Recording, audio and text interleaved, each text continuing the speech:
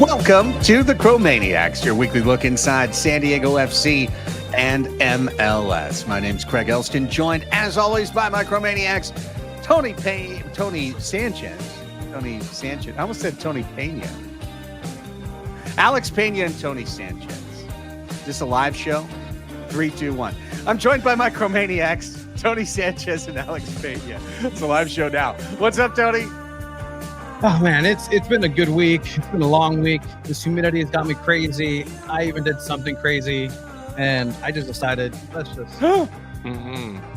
Whoa! Oof. Big reveal. Oof. It actually feels good. Like my thoughts kind of go into the ether clearer. But we'll have some thoughts about San Diego FC and their end of season. It's coming up, playoffs. So I should have told you, Craig, but I like this actually. No, it's way better. Yeah. Also, if you're listening on the podcast, you should definitely watch the YouTube.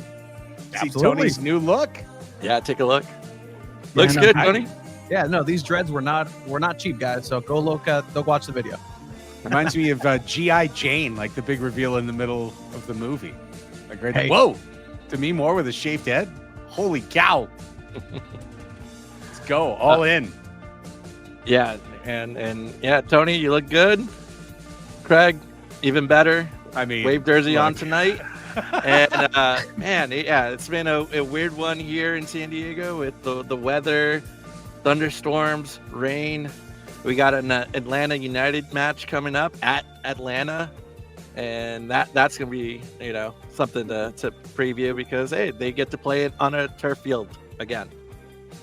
We got plenty to talk about here on episode 16 of the Chromaniacs. Thank you for being here, and thank you to the growing community that is supporting the show.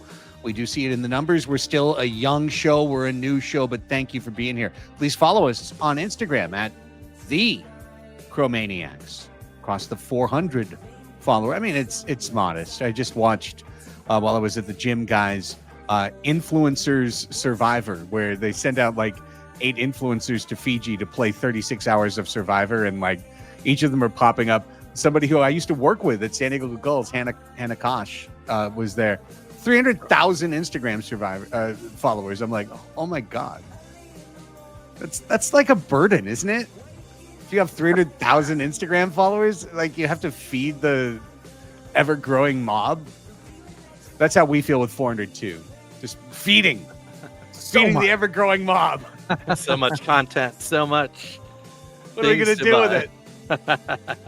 Yeah. So please turn it into an obsession and a drain on our lives by following more. Let's go 400 to 4,000 to 40,000 to 400,000 to all of a sudden we're on Fiji. We're out there. What happened? How were we here? Who could imagine? Why are we here?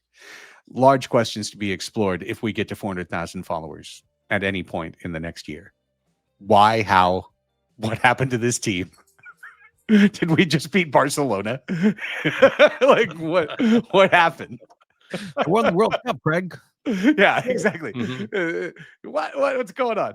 They won the 4 Nations Cup. The 5 Nations Cup. Yeah, Dreyer leads the Danes all the way. I don't know. Regardless, right now we have a much more humble focus. Thanks to everybody who's an early adopter. If you are watching us on YouTube and you got the opportunity to enjoy Tony's big reveal, please don't forget to hit that like button, hit that subscribe button. That way you'll know every time we have a new show that pops up. It definitely helps small content creators. It helps the algorithm. Leave a comment, comment to the show, stuff that you're enjoying, something that you want to have your opinion read, because that engagement, honestly, it's a voracious machine just consuming people's, a dopamine basically. So if you can do that and help us, cool, man. Thank you. And that's it. If you're listening to the show, 5-star review, all of that. All of those things help. All of those things are cool. Okay. Coming up, we're going to hear from Mikey Varas from Singing Hills, his Thursday morning press conference in advance of getting the team on a plane to fly to Georgia to take on Atlanta. We'll wrap up with a full preview of Atlanta and what's coming up. But let's start by going back through the week that was. If you missed it, we did a live post-match show for the Baja Cup. Tony was live at Snapdragon Stadium. Alex and I were here in our respective studios. We did about 45 minutes on that 4-2 win over Xolos.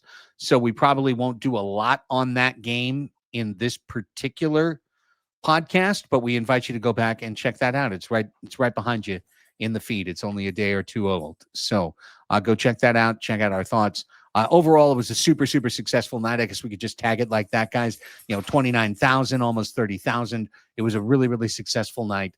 And for SDFC to come away with a 4-2 win was gravy. Yeah, great night out there, Alex. Go for it, because you enjoyed it through the sound. Through the radio. Yeah. And it was good to hear. It was good to hear, like, all the crowd. It felt like they were really into it. And I think the only thing I'll add is it's great to see how this club has really grown up in the region. I think when it comes to one of the biggest challenges and hurdles that this team will have, within the Mexican American market is converting those Tijuana Xolos fans into San Diego FC fans, especially the ones that live here in San Diego. And it does seem like they are winning and really doing a great job at that.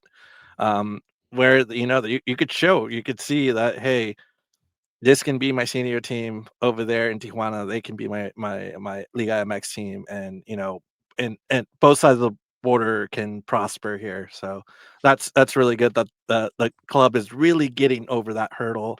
And you saw that with you were there in the crowd too, Tony and Craig, and you were there at the match, Tony, too, and you could see that the majority, high majority, were San Diego FC fans.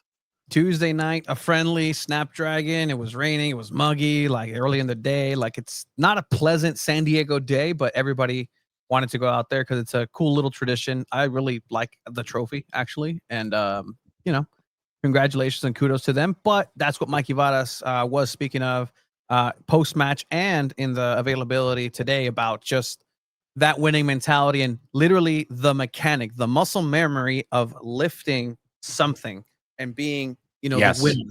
Like, that's something that the team is preparing for. And hopefully Mikey Varas believes that they are on track and pace to continue doing that same thing. But I don't know if he's talking about his players on SDFC or players that he's not going to have in the World Cup, and because they're going to lift a World Cup trophy. But we'll see. We'll see what he means by that. Well, like I said, you can go back and hear a lot more detailed and a lot more voluminous commentary on the Baja Cup, one podcast back in the feed, or one video episode back here on the YouTube channel. Here's something, though, that I did want to explore, and then we're going to get into the Loons match as well. But just something brief, because I don't know if you guys have followed this, but over the course of the last 2 weeks, San Diego State has basically given up the game when it comes to trying to sell out Snapdragon Stadium. And instead, they have turned to the most basic, the most desperate. And I say this as somebody who has worked for teams that struggled to sell tickets, okay? Or, I've been on every aspect of the spectrum of this over the course of my professional career. But they've pulled out all the stops. They went to street fairs. They went to beach fairs. They went to soccer tournaments, and they literally handed out tickets to games. They went to flag football. They went to, everything, and they handed out tickets. Then once they had finished doing that, they gave students, hey, you normally get 2, today you get 4. Then they went to all the season ticket holders, and they said, hey, you get 2, here's another 2 for the game against Cal on Saturday. And the last thing they did is they took their remaining inventory, $85 tickets, $115 tickets, $160 tickets, and they put them on sale for $15. And they said, please, please, please, please come to an Aztecs football game. Please. We built this place. Please come. We want to play Cal, like the 78th ranked program in the country. Please, please, please come. And meanwhile, SDFC plays a Tuesday exhibition that means absolutely nothing against Club Tijuana, 29,000. They didn't have to beg.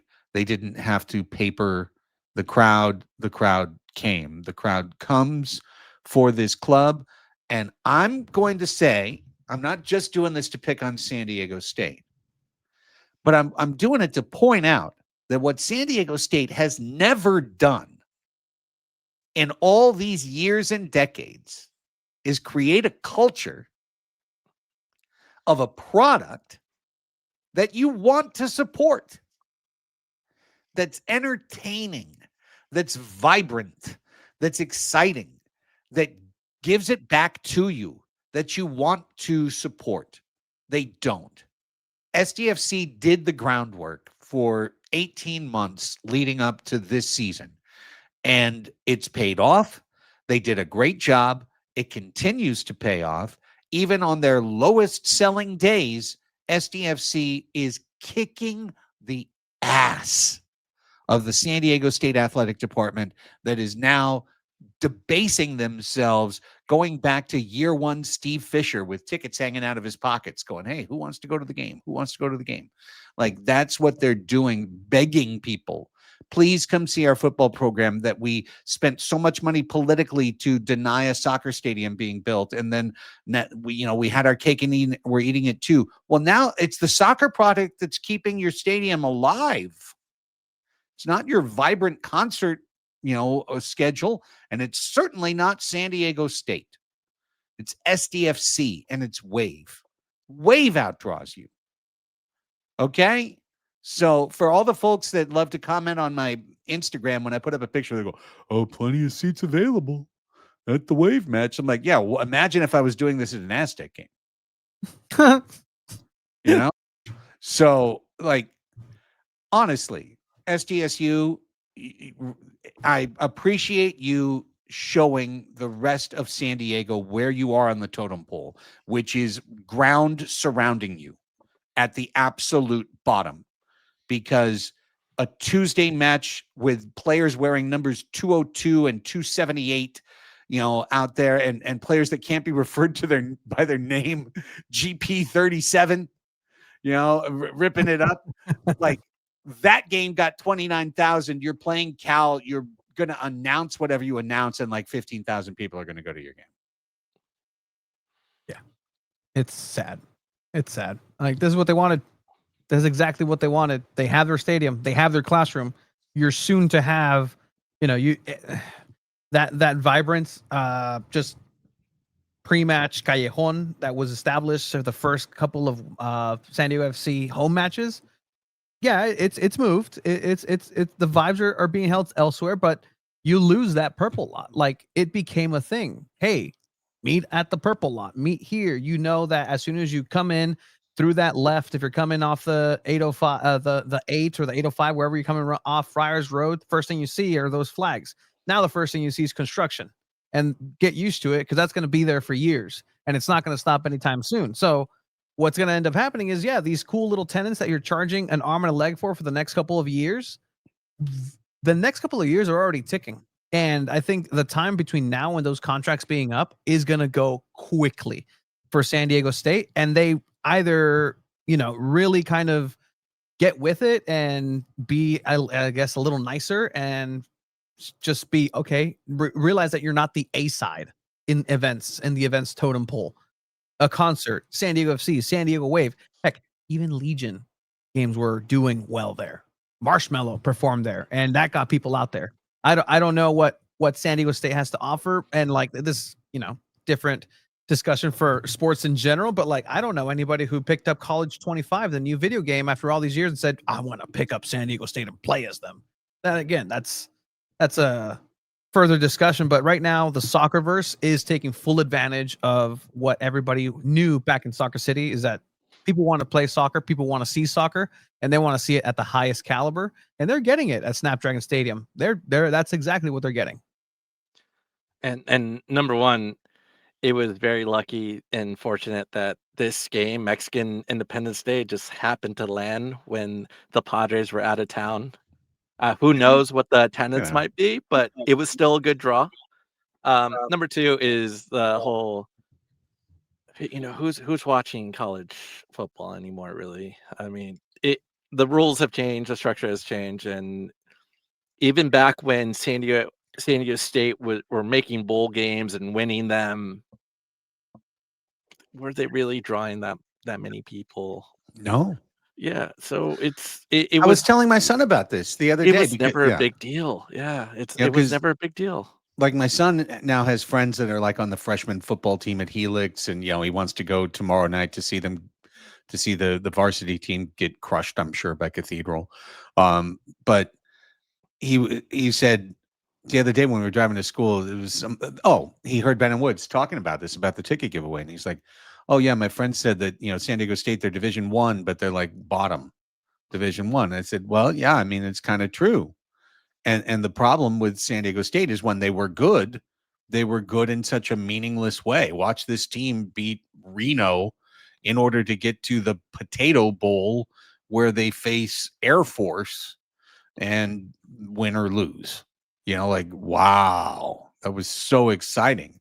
Every single time I'm making just, life questions as I'm watching the game. Why am I here? I'm watching the Aztecs play Wyoming. What am I doing? There's nothing better I could do. Is this sad? Could I call somebody? Do I have a friend? What's going on in my life? Like I ask myself existential questions when I watch Aztecs football. Like, so, so with that, we move on. Anyways, I just thought it really stood out. It really stood out to me. Yeah. 29,000 on a Tuesday for an exhibition, and you've got Cal coming in, and you're selling $150 tickets for $15. And begging everybody to come. Please, please, please come to our game. So SDFC is not begging. What they are begging for is to win an MLS match at Snapdragon Stadium, 1 out of their last 6. And for all the success they've had on the road, turns out they've needed it all. It's not been the thing to propel them to the Supporters' Shield. Normally, if you win 7 straight away, you're going to win the Shield because you're also going 5-0-2 at home. But instead, SDFC is going the other direction. 3-1, one of the most frustrating matches of the year, losing to the Loons on a match where for 45 minutes, it was crystal clear which team was attacking, which team was on the front foot. And I guess in a year of firsts, guys, we've now got our first goalkeeper to hate. Dane St. Clair, I hate you. You're the first guy who's just like ruined a day for me by yourself. Man, we were so fortunate that we didn't see him the first time. And who knows what that game could have been if he was there. But yeah, he had a really incredible game, and it was just one of the craziest days in MLS history. With 4 players had hat tricks on Saturday, and I actually turned MLS sicko mode and watched LAFC play in at Levi Stadium, where I saw Sun score within like a couple minutes. Boanga got a hat trick. I ended up watching that Vancouver Philadelphia Union match where it was 7-0, and Thomas Muller got a hat trick. Yeah, just an insane day of MLS soccer here in the States. But yeah, with this match, I'm kind of glad we took a few days to talk about this, because I think I would have turned what you see on a regular basis sometimes, Craig, on the watch party, where I'm like, you know what, this is trash. Like, this whole thing is just this isn't working. We got to change tactics. But after a day or two to reflect and writing my recap, it was actually a really good match, where you saw it was head coach versus head coach. It was the ultimate chess match, and it was actually a really good, and until until they scored on a set piece. And Yeah. I think it felt like everyone knew that was coming. We kind of laid it out pretty well, last week on our preview episode of Minnesota. They nailed the corner kick, and in my recap, I just it looked like something that I've seen before. It was the corner kick at home against Portland Timbers, and it looked like they kicked it at the same exact spot, but this time Vancouver got lucky. It just bounced their way, and that was 1-0. And it felt like after that, the game was theirs because all they were going to do is just play defense. But they ended up countering and getting goal number 2 and then goal number 3, which was actually very unfortunate to CJ Dos Santos. But for me, watching this whole game, I was actually wondering like what Tony's thought were on Dane St. Clair, because man, that's a game of a lifetime right there. I'm looking right now. If you're watching on the YouTube feed, a 73rd minute game that's 0-0. Yeah, and every there's like single 12 shots. is a highlight of Dane St. Clair doing incredible. And yeah, I mean, talk about hating a goalkeeper, Craig, as a goalkeeping aficionado. I was just kind of like, wow, like just wow. What are you gonna do? So many of these chances, and I said that somebody needs to snap the Curse of the Dragon over in Snapdragon, because San Diego Wave have the same sort of looking goals where there's so many times where the ball spends so much time inside the box, not the main box, the small box. The ball just bounces over and it just does not want to cross. A goalkeeper's best friend is luck. 99% of these shots were not luck, and it's a great preparation that Dane St. Clair had, and it was a game plan and an absolute weapon. Not only his shot stopping ability and his reflexes, but his distribution, incredible. The way he kicked the ball and just got it with such speed and power to the final third is incredible, and that's exactly to tell that style of counterattacking and frustration, and they just wear you down. And that's where I think that Mikey Vadas was just slightly outcoached, because you knew this was going to happen. Alex, the entire time I was like, oh yeah, Alex said that. Oh yeah, no, watch it. Yeah, there's going to be this, and then a set piece. Oh, okay, no, Alex said that would happen. And legitimately, it played out like everybody who knew anything about Minnesota coming in knew how it would happen, let alone this whole squad. And I think that's the frustrating part, where even when you knew exactly what was coming, and that's the frustrating part about great players, right? I'll point to Netherlands great Arjen Robben. He played on the right wing, eternal left-footed player. I honestly, some say he never even have a right foot to begin with. His one move was to cut inside and score. You knew what was happening every single time, but he was so good at it, you just couldn't do anything about it, and it was a goal every time. Cut in, left. What are they going to do? They're going to go ahead and let you play, let you have the ball, tire yourself out, get frustrated, and then we're going to get you when you least expect it in a set piece, and then that's the dismantling part of it.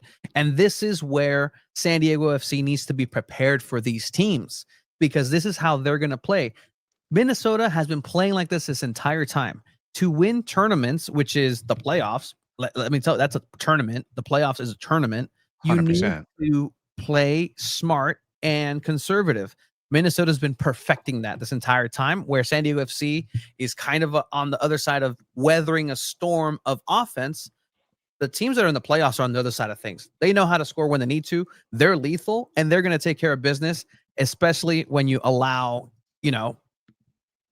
set pieces and allow you to really go into the game plan. This an amazing stop by CJ Dos Santos, but immediately after, you get a set piece that people were not marking. It was a great run. It was a perfectly executed match by Minnesota. So Minnesota won this match more than SDFC lost it, I feel. Well, I agree with that. Guys. And I feel like we did do ourselves a service by not jumping on the grenade immediately on Saturday night, because there would have been a whale ton of frustration for that result. You watch that highlight reel and you kind of have to laugh. I mean, it's not just that St. Clair made saves. There's like 3 moments before the 60th minute where the only thing you can say is, how did that not go in? Like, Yeah. how did that not go in? It could have been on an average day 3-5-0 SDFC very easily. And instead it was zeros. So now you get the set piece, and now you get the moment of wavering, the instant of a lack of form after 70 minutes of domination. And now it's 1. And then all of a sudden, now you get a great shot against you on a counter 5 minutes later, and now it's 2. And then you get chipped at midfield, and now it's 3. And it's not representative of what this match actually was. So while initially, and this is where I'll toss it back to you guys, like, well, initially this felt like, oh no, it's further evidence that SDFC's style is just collapsible, and that all you need to do is play the counter to it and you can beat them.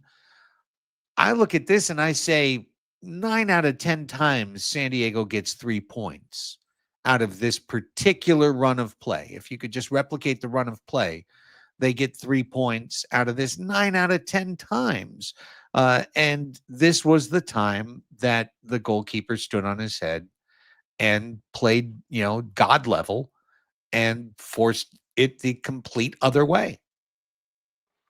Yeah, when you have 28 shots on target, or 28 shots and 13 on target, you should get a couple goals out of that. And that's what their expected goals was like 2.2. But it's a little bit admirable that they stick to their guns, and this is the style of play that they want to do. They didn't go with my suggestion of like, oh, we should start sending in crosses, and no, they want to get like the ball through and get those shots in the penalty area. But it just just a frustrating night that some of these shots, especially the ones from Dreyer, Pellegrino, and Lozano, all 8 on target right there, and you get nothing out of it. I don't think, and I want Dreyer. I know people are going to suggest like, hey, is this a number 9 situation if they don't have the third guy? Well, you want Dreyer to be there taking those shots. You want Chucky Lozano taking those shots. Pellegrino, he is what he is at 35, 36-year-old. That's not a bad option, but it's still, it's frustrating. And, I know people are going to say, well, what about Milan-Elowski? And that dude got rung up 7-0 and in Vancouver, and he had nothing to do. Yeah, he had nothing to show for it. So I think they figured him out in that match. I think that's what happened there too. Yeah, and this is where it's part of the philosophy in the post match of like, okay, coach speak. This is a match where we gave a couple of players more opportunities. It's an opportunity to grow the squad, and I guess still acclimate some of these new players that are still relatively new. I mean, you saw Yepes Verskov go back into the center back position towards the end of the match, and you have the return of other players as well. And Pellegrino played all right. You have Sverskov, captain of captains right now, just kind of going down with the ship. Like, that's a captain. That's what I liked about him scoring, is that's a captain's goal. Like, we still are in this. We move forward.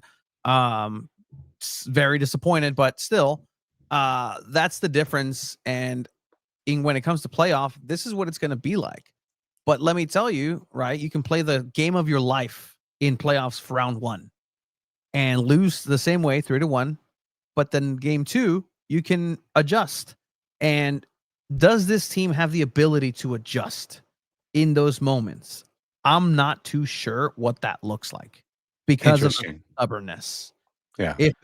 And again, if you play a team that's well coached and is able to adjust and has different looks and has different ways to attack, different ways to defend, they can play the game of, okay, game 1, I'm going to see what you throw at me. I'm going to let you have all the possession. I'm going to go ahead and you can score 7-0 too. Like, go for it too. Next game, we're going to play our style, which matches well. We could probably get a win here because you're going to be tired from playing yours. The third game, oh, I know what this is. We could just do a combo and a hybrid, and we just have the upper hand there. And that's where I'm concerned with San Diego FC moving into this latter half, where the preparation for playoffs is coming soon, but is the squad ready for that? Is Mikey Varas ready for that? He's been ready for regular season success, but now it's where the difference, the water and the oil start separating. I have a question though. Is that as simple as this is a first year club? They have put all of their resources, all of their coaching, all of the energy into creating a style that says this is SDFC, as evidenced by Mikey on Tuesday being so happy, saying, look, the players change, but you looked at the team and you said, this is SDFC. I would feel like that would be high on the vision board of first year goals for the franchise, that you would feel like you really accomplished a lot if you accomplished that. But Tony, what you're asking for is we have done everything we can in 1 year to create an identity and the ability to pivot to a second identity, a third identity, to be able to code switch our style of attack and be versatile and slip into and out of various personas. And that might be a second year, third year goal to me for an expansion franchise. This year, it might be as simple as we're a fastball pitcher.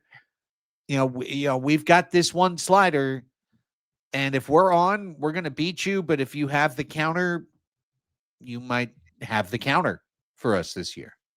I want to hear, Alex, what you say, but real quick, I don't think I've ever heard the front office, Mikey, Tyler, say that they're going for the cup. Like, we're in this season for the cup, for the championship. That's a great point. Like, that's never been said. It's always we want to stick to our identity, want to stick with this. And actually, with the sound of Mikey Vadas later on, it might put a different wrinkle on that. But what do you think, Alex, in terms of this identity? Is that possible?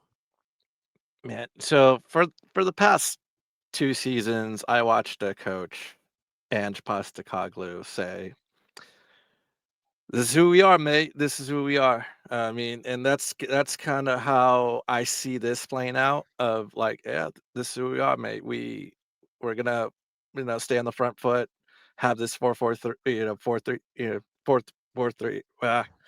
I don't remember 4-3-3. now. Well, there you go. Thank you. And then we're gonna play our style of soccer, and I think that's just how it's going to be. They're gonna live and die by this, and it's not just Mikey Varas and Tyler Heaps. I think it's they bought into the Ride a Dream style play. I think as far as I'm aware, this is kind of how it's always going to be.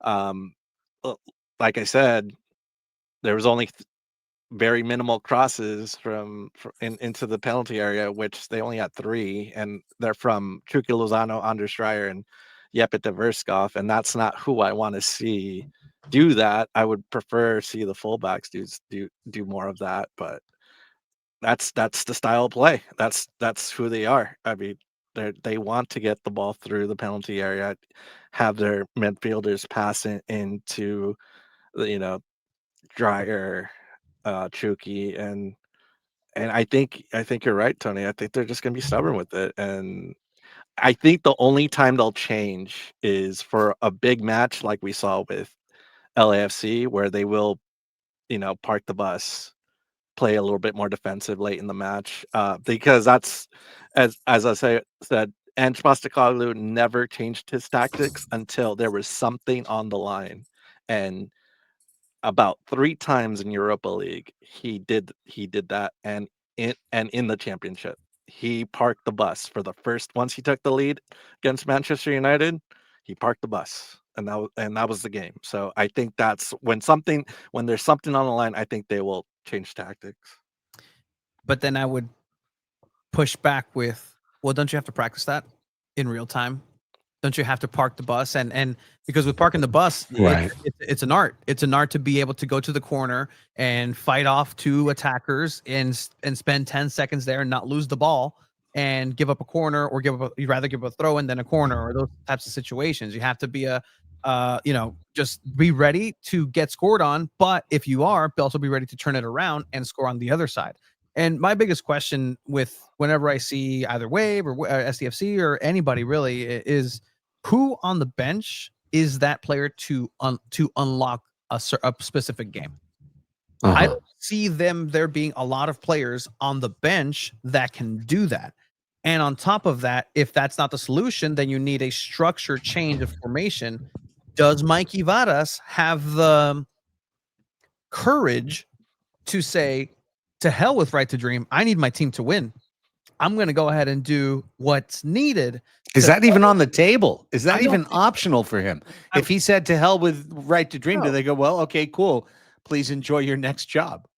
100%. And that's again the frustrating part of this. And as a San Diegan, I would hope that a team representing San Diego goes for the championship every single time that they step foot on any specific field, and those are the intentions.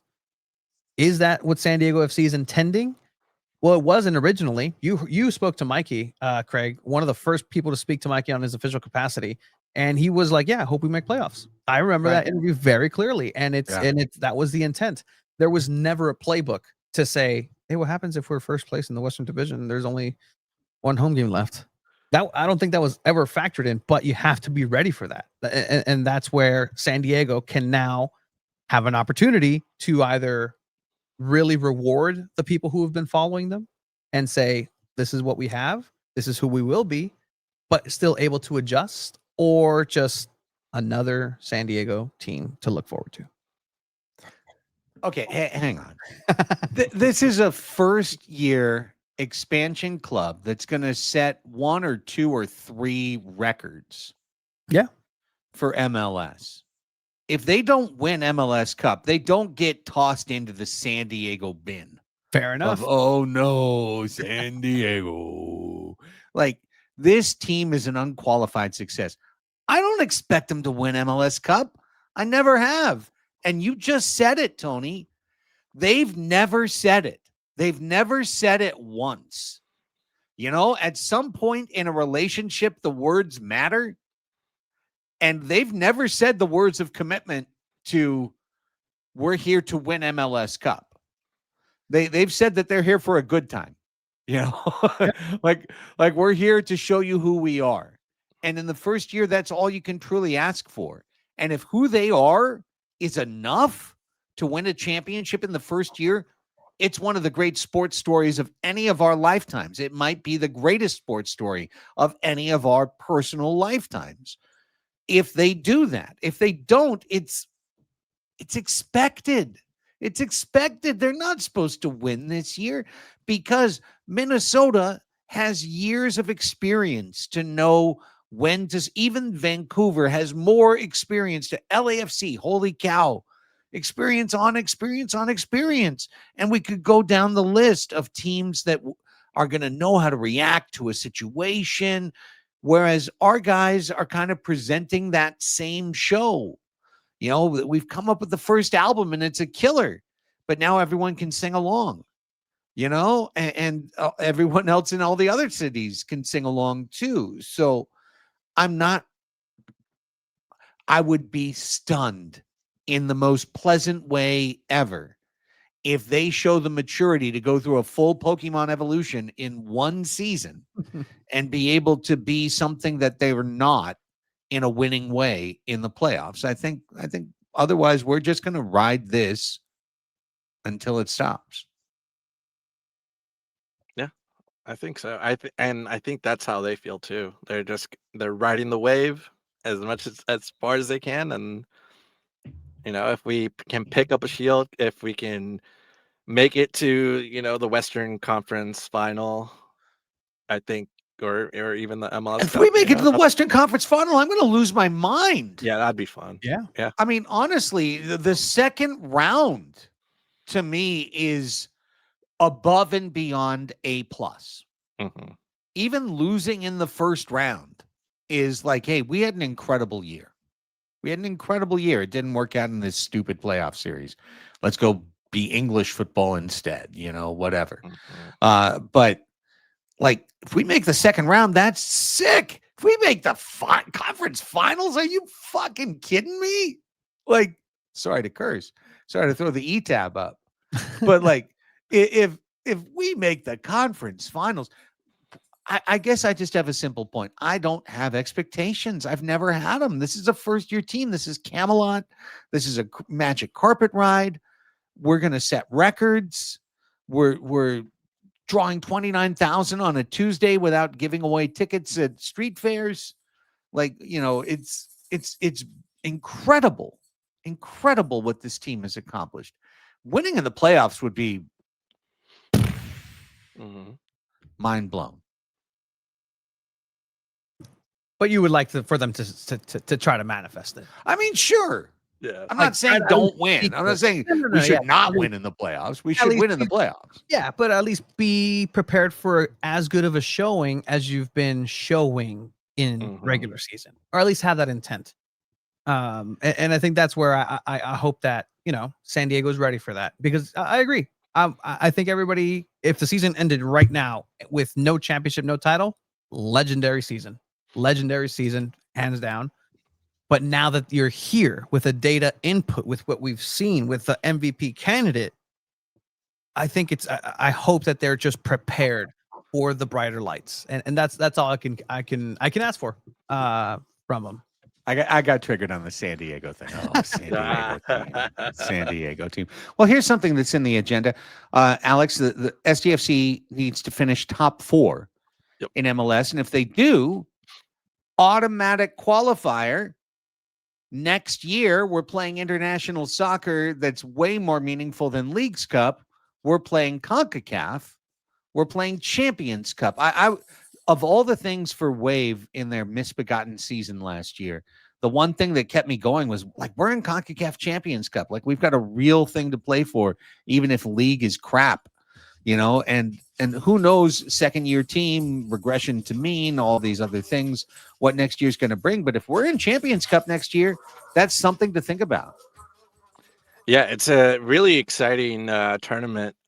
It's probably like the best tournament that we have. It's because you're going to see Central American teams, Caribbean teams, Mexican teams, Canadian teams. They're all coming together for this. So, and these are like the best teams in their league. And, hopefully we can get one of those 4 spots, because as of right now, we have Seattle Sounders, Inter Miami, and LA Galaxy have qualified for those because due to Leagues Cup play. So they're in. We have some Liga MX clubs: Club America, Monterrey, Cruz Azul, Tigres, Pumas, Toluca. That they're also in. So yeah, now it's up to the MLS Cup winner, the Supporter Shield winner, whoever is the opposite of the the Supporter Shield winner, either East or West, whoever won their conference, they get a spot, and then the next best club in the MLS Supporter Shield, those will get the last 2 spots. So that's exciting to see. And there's also a U.S. Open Cup spot that might go to either Nashville or Austin. So something to look forward to there. But yeah, this is one of the best, and lots of money when it comes to this tournament. And I mean, it could do wonders for this team. Yeah, it's a big platform, and the CONCACAF Champions Cup is something that has been worked on. There's been different iterations through at least my lifetime of how can we get international soccer to the point of Champions League in Europe, and this is the answer. This is the Champions League of CONCACAF, and you get to see these different teams and different stadiums. And I mean, yeah, you mentioned it right with Wave. I was like, I wonder what a San Diego team looks like in Panama. Like, all right, cool, that's awesome. And just like, even from me, just like the back ends of like getting these media communications, media blasts, like, I wonder what the logistics are. Like, what time do they have to leave? What time do the players have to sleep? Because it's a different time. Like, it's a different place, different climate. I believe when Wave went to Panama, it was like 60 something degrees here, and in Panama it was like 95 with all the humidity. 95 with 95. Yeah, exactly. So those are interesting wrinkles, and so I think the biggest measure of success for a club too is being a participant in that, because you're not just being asked to recognize the city of San Diego locally against U.S. teams, but internationally, and that should be the experience that some of these players would need in order to do better in their own international play, whether it comes to the U.S. men's national team, the Mexican national team, or whichever national team Mikey Vada decides to rehabilitate next. Shout out the Danes and Finland for what my Oni Varakari. But yeah, I mean that's a really cool aspect. So looking forward to that if they could make it. But again, what was that on the goals at the beginning of the season for Mikey Varas? It was at a little checkbox like qualify for Champions Cup. Not too sure, but now it's a possibility. So now that it is a possibility, I hope the team moves forward and have a really good chance at that. Okay, let's go ahead, Alex. Just one last thing. If we do qualify for Champions League Cup, we would also, if we're one of the top teams that go to the playoff, we would also qualify for the Leagues Cup again. So, and I think we can only play in 2 tournaments, MLS rules. I think that's right. So it keeps us out of open again. Out of US Open Cup. One day I want to be in US Open Cup, but that's all right. We've got a match against Atlanta United to look at as an entry to that. Let's hear from head coach Mikey Varas, who spoke to the assembled press at Singing Hills today. And Tony was telling us before we came on that SDUT's longtime veteran reporter Mark Ziegler was there with some World Cup type discussion, but that it would be pertinent to the show and of interest to all y'all. So let's go ahead and cue up the guy that I wish was coaching all our teams, or at least doing press conferences for all our teams. Could Schilt still manage the bullpen, but then he could manage the post game too? We're gonna go and call in Varas. Send in Mikey. Yeah. Oh my gosh, send in Mikey to talk to the press. How effective would that be? I mean, that would be pretty impressive. I would love that. We get out of Snapdragon Stadium earlier. The Potters would have to okay, you can't say any of the stuff you usually say with the soccer team. You're too honest. Well, then he wouldn't take the job. No, that's the whole thing. No, we need Mikey to be the honest, relatable guy, and then Schilt can just do his thing and be like, "Hey, cuz we went 5-3 against the Rockies. That's 101 pace. What do you know?" Anyways, here's Mikey Varas, who I love and respect, and just wish would coach my kid and would coach me. Honestly, I wish he would coach me on a just life. I feel like he'd give me tips. Yeah, and we're very, very forgiving, I think. A good, you'd want him to teach you how to drive. Sure. Yeah. I mean, I feel like I know by now, but I want him to teach me things. Anyways, here's Mikey Varas. Yeah, 100% supportive of the national teams and especially World Cups. So if our guys get called, they'll go. Okay. So you had 4 in the last camp. Yeah, that's up to the coach, but I think we'll have multiple guys there. I don't know exactly how many yet. So take me through that a little bit more detail. I mean, particularly with a guy like Luka, you're losing a starting left-sided player. You haven't had tons of cover there. You're going in the stretch run of the season. How do you balance that versus what it means for him? Yeah, you have a philosophy, and you always take into account short-term results, but also mid-term and long-term. We have a vision here at the club also to develop players for the highest level, to be a club that transfer players to the big leagues around the world. So we're always balancing all of those things. You can't get so short-sighted. At the end of the day, if they make it to the final, he'll miss the last 3 games. If they don't, he'll miss 2 games, and then he'll be back. He'll be right back with us, hitting the ground running for playoffs. So for us, it's a worthwhile investment. It also gives an opportunity for other guys to step up and see what we got here to end the season. So it's a good test for us. And then ultimately, it's about supporting national teams, supporting the sport in this country, and trying to get to another level as a big team, which is the United States and Mexico. And so we hope that they go there and they win a World Cup. We haven't never done that. So let's get our best players to the national teams to give us the best chances of winning. Quick pause, please.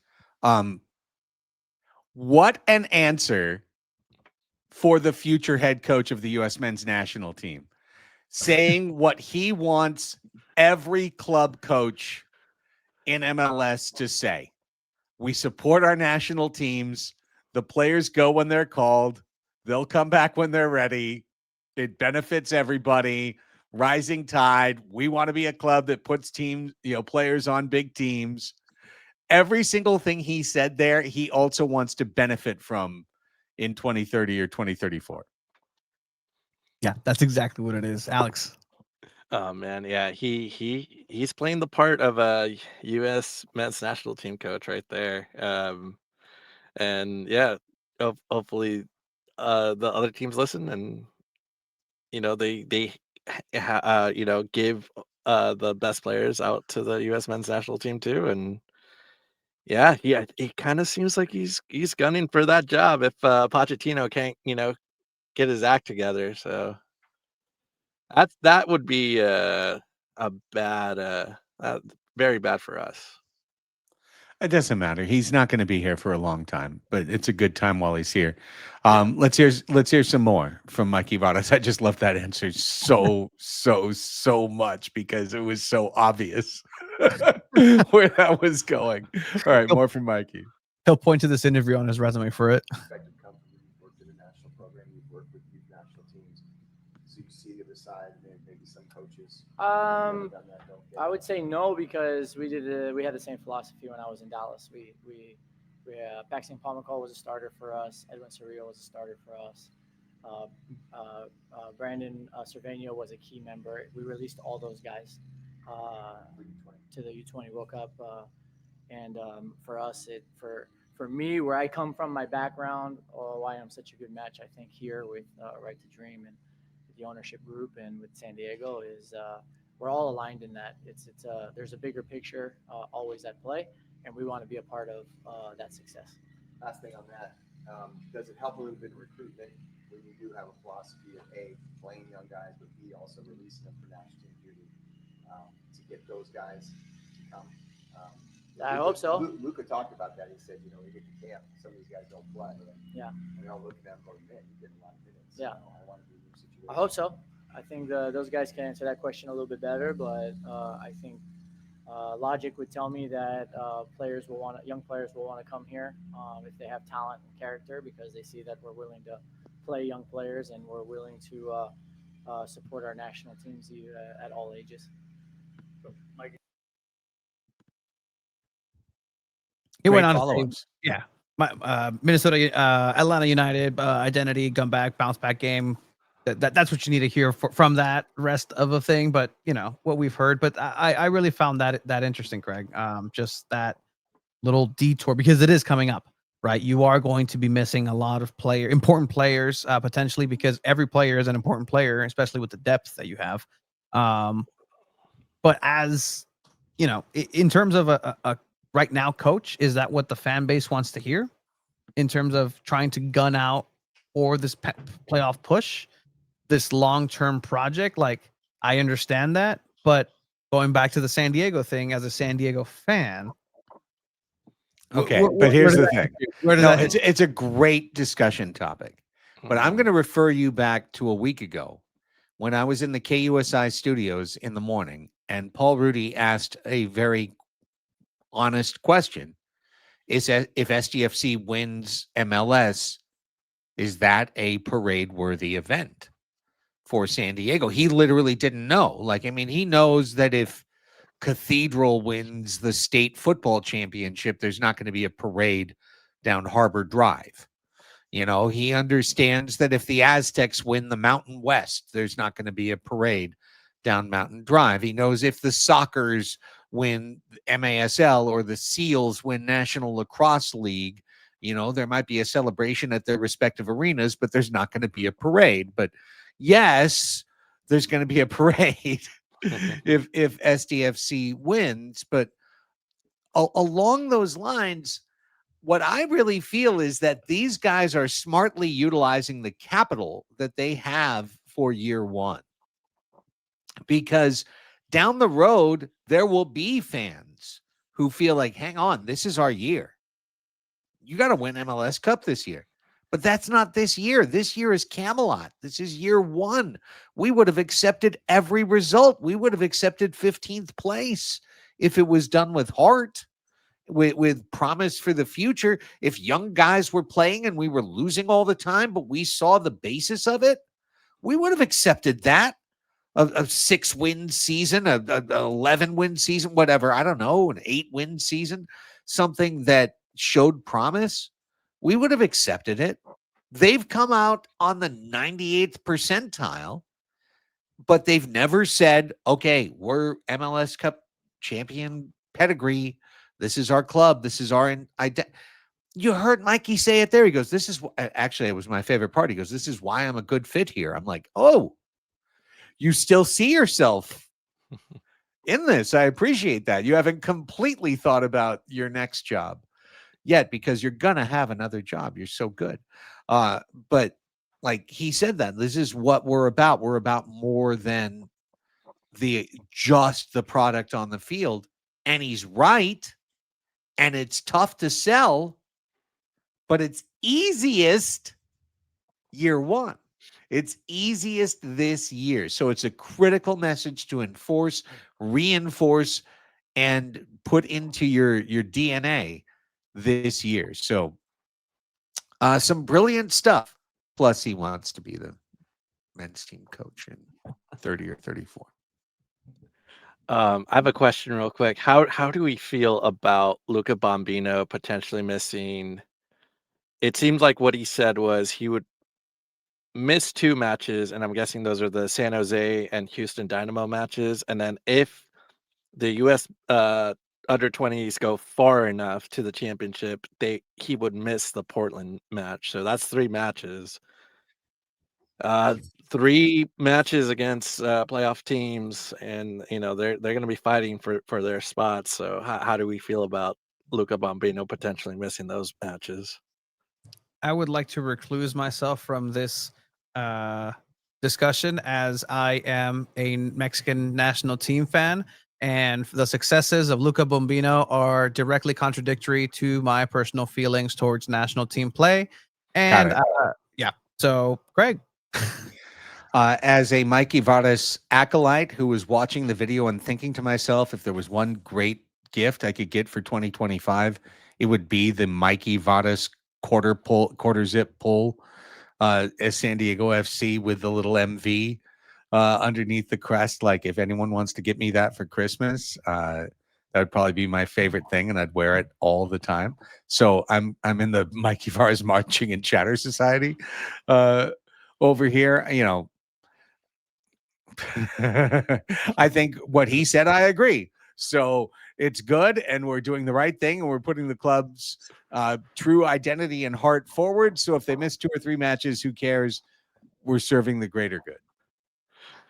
All right. Well, seems like Ian Pilcher will be in left back. I thought it was great the other day. Let's go, Ian. Played 95 plus. Dig in, young man. This is very young, right? First year, and yeah, I concede, Craig, you're absolutely right. Like anything from now on, you're living on borrowed time, and this time is the best years of your life, essentially the best times. You don't know, Charles Dickens, it was the best times and the best times. There was no other best times. But no bad times. Until when, right? Like, this is until when, right? Because this is the mentality, and I think bigger picture, right? Like, yeah, they're building players to get transferred out into bigger leagues, and if that means they get transferred out at the cost of successes of an actual MLS team. He was talking about his time in Dallas FC and just the successes that they had in terms of just letting those national team players go. But Dallas has never won MLS Cup. So again, until when? And again, very early on. But is it year 4 when it's like, hey, we're building these people, we're still fighting, or is there ever going to be a time for like the iron is hot, strike now, but they're still stubborn, just like their play style in their Moneyball-nomics? I hate it, by the way. I want Luca Bombino here, and I'm with you, Tony. I don't care about the U.S. men's national team at all. I want the success of Mexico and Mexico only. So that's the official statement of Chromatic FC. Well, but it does not necessarily reflect all 3 Chromaniacs. No, is it all does I'd not. like to just Yeah. say about that. Okay, let's get to Atlanta before we wrap things up. Atlanta United coming up, as you guys said, match on turf, a match that pits a club that's at the top of the West but is vulnerable for a club that's 13th in the East and not headed to the playoffs at all. That hasn't won it, even though they've been good at home. They haven't won at home since the end of May. And here we are in the middle of September. There's a lot of things that point to a San Diego FC win here. And guys, I got to be perfectly honest with you. That has me terrified because this club has won 7 in a row away, and that's insane, and that's unsustainable. It's an absolute sun run, and it would be something like this: a dome across the country, turf, some wild ass goal, something that happens along the way that snaps a streak. I personally have put 0 points next to this match. And I'm looking forward to being proven wrong by SDFC.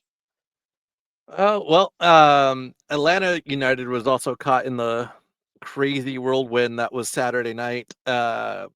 Diego Rossi of Columbus Crew himself got a hat trick against Atlanta United, and he did it in the first half. He did it very quickly. They by halftime it was 4-1, and then all of a sudden Atlanta tried to come back, or it was actually 5-1, and they made it a game and made it 5-4 final, and they were basically trying to fight for as much of their as they could to try to keep that playoff hope alive, but they were officially eliminated with that loss. I did have a few notes on this match. They try to play in a very attacking style with a lot of crosses. They do this 4-3-2-1 type of formation, and it seems like they have a little bit of success at home, but I don't with them being eliminated, it kind of seems like it might be time for them to call into the Atlanta United 2 team and maybe play those guys, and it could be that with just 4 matches to go for them too. Maybe it's time to think about the future and rest a lot of their veteran guys for the rest of the way. I mean, they do have Emmanuel Latelat, who has 8 goals for himself this season. He played over at Middlesbrough in the Championship in England, and he had 29 goals and 4 assists. And Russian national Alexei Miranchuk, he has 8 goals for himself this season. And I do wonder. Latte Lot, he was out in the last match. It did seem like he was in training, trying to get healthy. But I do wonder, like I said, they're out of the playoffs, so I do wonder if they're gonna, just say, okay, just take your time, not try to rush it. And maybe it's time for them to look into the future and play some United 2 players. Well, the future's now, Grandpa, for for San Diego FC too, because they're playing their future. That's pretty much most of what they have, and they need to get the future probably left back situated quick enough, because they're gonna need to replace Bombino for sure. At least, well, like you heard, Mikey Vadas for a little bit. So you need to make sure that your entire philosophy doesn't crumble down, because that's the difficulty about the play style of San Diego FC, is that it needs everything to be running silky smooth. It's yeah, you can go ahead and have a beat up Honda that gets you there and from work every day, and you don't have to ever do an oil change. But then you have a Lamborghini that if you don't do an oil change once, it's gonna, and that's kind of what you have with San Diego FC. You have this machine that needs every cog and every sort of just lubricated and good to go. But if there's one piece that's broken, that's not going to be good. In this game, you also have, like you said, Atlanta United too. Players that, much like in every other sport in NFL, you see it. It's just building the resume, building the highlight video, building for that next step, whether that's within Atlanta United or whatever's next, because they clearly didn't have a good season. So a lot of these starters may end up somewhere else. And they're going to try to do that. But it's a trap game of trap games for San Diego FC. And I think they should just err on the side of caution and just get a result. Just get a tie. Like, do that. And then if you can't move forward with a win, do it. But if you do, I think it'd be disheartening to keep having these great performances, but then not rewarded with goals and victories. Then that's because that only gets so much. Yeah. I mean, I don't mean to be like doomery. I'm just saying I have no expectations for this game. We've won 7 in a row on the road. How do winning streaks end? It's quite often 3 time zones away. It's quite often a match that is in a different environment than one that you are used to. And in this situation where the Chromatos have had the opportunity in a lot of these road matches to take advantage of the home team's decision to attack, and they've been able to utilize their style. As you guys said, Atlanta might be in a different situation. So I could see this going multiple ways. I could see SDFC be up 3-0 at the half. Like, I could absolutely see it go that way. Atlanta just plays a bad game. Young guys come in, they're disconnected. SDFC carves them to pieces. I could totally see that, but I'm willing to also see a world where it's a frustrating evening in Atlanta and we move on and we keep all of our eyes on the goals that are ahead of us. With the road streak, they're trying to go for 8. I believe Charlotte has 9 games that they've won it in league play. So these streaks can happen, and I mean, I feel fairly confident that they can handle Atlanta United at their place. Yeah, just watching those highlights of Columbus, you could see there's a lot of space to work with for like Anders Dreyer or Chucky Lozano to get behind and score an easy one. They went away from Gusan, their older goalkeeper. He's no longer playing. He didn't start the last match, so I think they're already looking forward to the future and starting a lot more younger guys. And yeah, I think for Mikey Varas, be ready for anything. Be ready for if there is some kid from Atlanta United too, be ready for that kid. Be prepared for the whole roster maybe, because you just never know that. Yeah, just and I think the biggest part too is you're playing on turf. Just come out of it healthy. Just we don't need to see any big injuries here. So I think they can play their style, get ahead pretty early, and put it away, and then we might even see David Vasquez or Tomas Sanchez play in this one late. It's a great pass. I feel like of all the guys, we, didn't give him quite as much credit as we should have. That was a great pass for the Vasquez goal in Baja Cup. Yeah. Great pass. Yeah, he plays. Anyways, really good. also a 1:30 start too. Saturday 1:30, a little bit different, a little bit out of biorhythm. It's 1:30, but it's 4:30 there. There's a lot of stuff, but there's also the opportunity for a Chromaniacs post game on a Saturday after 3 points in Atlanta. So I appreciate talking to you guys about it. When I just saw this, all I saw was a trap. I just, it was the admiral on the rebel ship. That's a trap. It's a trap. So let's see if it's a trap or if it's not a trap Saturday afternoon. And with that, let's wrap up episode 16 of Chromaniacs and SDFC podcast. Great conversation, guys. Lots of fun stuff. Tony, tell everyone how they can support your independent company and all the good work they're doing.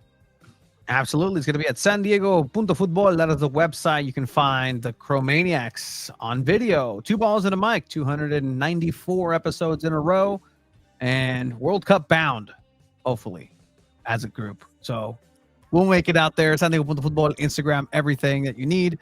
Check it out. Alex? And I'll have a preview tomorrow for on Chromaniacs FC on Substack, and recap after. That's how I do things for the newsletter. So and it's been really great writing those this year, and hopefully I get to talk about a win after Saturday's match. How about you, Craig? Well, busy time as summer officially wraps up as we head to the weekend. What a summer it's been. The fall is going to be playoffs for Padres with Padres Hot Tub. You can follow us on all platforms, including YouTube for our main show, all of our podcast platforms for our main show. And if you want to support us further, patreon.com/Padres Hot Tub. Come join the hundreds of folks that make up our Patreon community and are part of our shows that we do on an almost daily basis for that community. But we've got the wave season coming to a close with playoffs ahead. We've got SDFC's regular season coming to a close with playoffs ahead. So the fall is going to be incredibly, incredibly fun.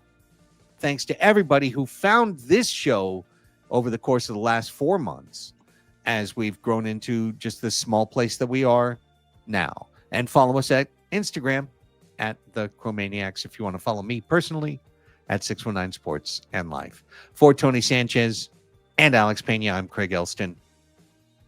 Vamos, SDFC. Let's go get 3 points in Atlanta, and we'll talk to you soon.